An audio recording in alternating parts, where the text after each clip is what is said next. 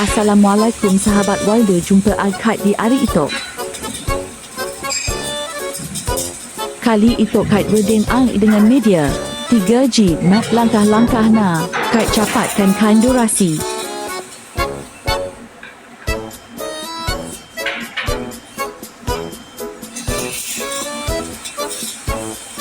Pertama Khaid esak dulu kerana media ap tongkang.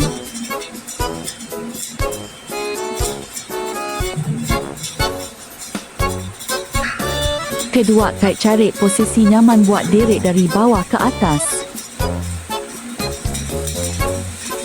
Ketiga, Khaid bismillah keping dengan ampere 150 hingga 230 volt dengan jalan zigzag kawan-kawan.